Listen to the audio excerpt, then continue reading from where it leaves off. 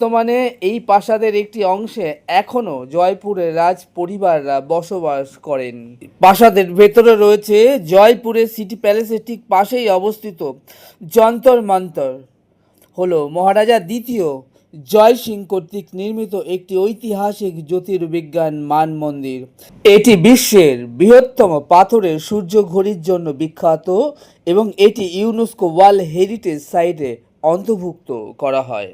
জয়পুর শহরে সিটি প্যালেসের পাশে এই যে যন্তর মন্তর স্তম্ভটি জ্যোতির্বিজ্ঞানের যন্ত্র স্থাপত্যের সময় 1727 থেকে 1734 সালের মধ্যে বলে মনে করা হয়। মহারাজ দ্বিতীয় জয় সিং এই যন্তর মন্তরটি নির্মাণ করান। তিনি এই ধরনের 5টি স্থাপত্য 5টি ভিন্ন ভিন্ন স্থানে নির্মাণ করিয়েছিলেন, তার মধ্যে 2টি দিল্লি এবং জয়পুরে অবস্থিত। জয়পুরের মান মন্দিরটি ছিল বিশ্বের বৃহত্তম এবং এখানে তিনি 20টি স্থায়ী যন্ত্র স্থাপন করেছিলেন। মোগল সাম্রাজ্যের শেষের দিকের এক জ্ঞানী সামন্ত রাজার রাজ দরবারে জ্যোতির্বিজ্ঞান দক্ষতা এবং বিশ্ব চেতনার অভিপ্রকাশ রূপে ইউনেস্কো বিশ্ব ঐতিহ্য তালিকায় সাংস্কৃতিক সম্পত্তি রূপে এটিকে অন্তর্ভুক্ত করেন। এখন চলে এসেছি জয়পুরের বিখ্যাত হাওয়া মহলের ভেতরে। এখানে এন্ট্রি ফিস রয়েছে 102 টাকা করে। 7টা পর্যন্ত খোলা থাকে, সকাল 11টা থেকে। চলে এসেছি জয়পুরে হাওয়া মহল। এখন হাওয়া মহল ঘুরে দেখব। চলুন তাহলে যাওয়া যাক হাওয়া মহল।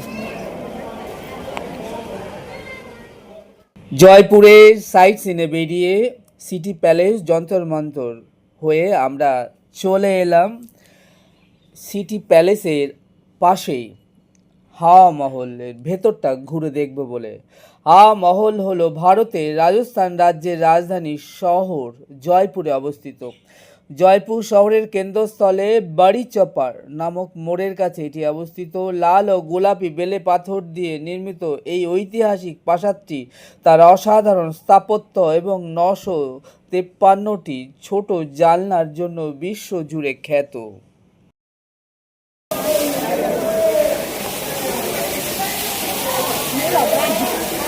আমাকে দেখতে শ্যামসুন্দর এখন রয়েছে জয়পুরে হাওয়া মহলের ভেতরে। এটার সুন্দর ঝর্ণা